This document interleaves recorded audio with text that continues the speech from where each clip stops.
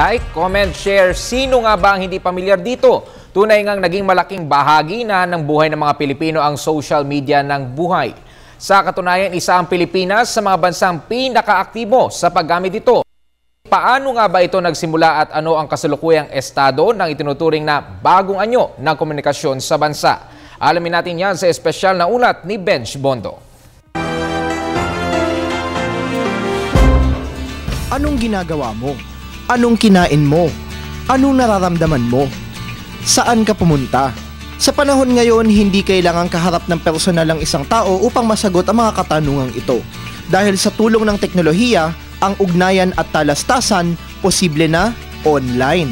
Pero kung sa usapin ng batayang pangangailangan, syempre iba pa rin yung nakukuha ng tao sa pagkain, sa tubig, pabahay, edukasyon at iba pang mga batayang serbisyong panlipunan. Pero yung internet ay mahalaga para naman dun sa pagkuha ng impormasyon. May higit 33 milyong Pilipino ang aktibo sa paggamit ng internet.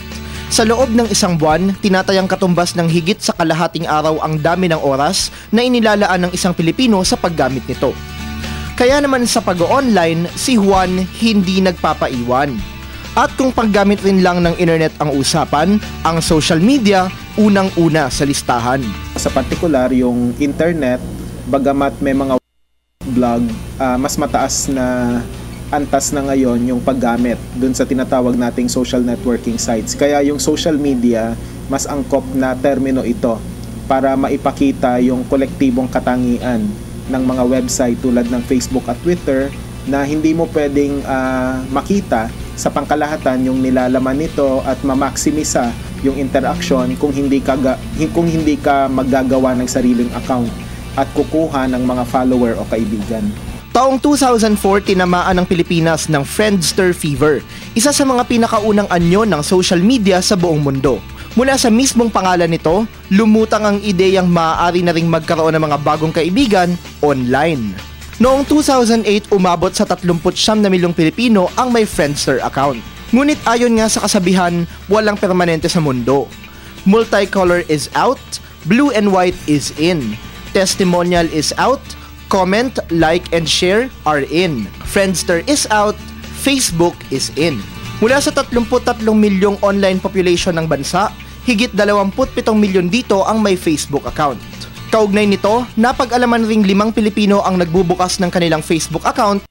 Ito, indikasyon na tila ang gawaing panlibangan lang noon, tila isa na rin sa mga pangunahing pangangailangan ngayon. Batay sa pag-aaral ng United Nations, nakita na yung access sa internet ay isa ring karapatang pantao rin din pala. At may pangkalahatang pagtingin na ang access sa internet ay dapat na ibinibigay sa maraming mamamayan. Dahil na rin sa lawak ng sakop nito, itinuturing na ang social media bilang bagong anyo ng komunikasyon sa kasalukuyang panahon. Dito nakapaloob rin ng mga pagbabagong hatid nito sa iba't ibang aspeto. Ang papel ng social media bilang instrumento ng pagbabago sa sari-saring dimensyon ng lipunang Pilipino, tunghayan sa ikalawang bahagi ng special report na ito. Para sa Telebisyon ng Bayan, Benj Bondo.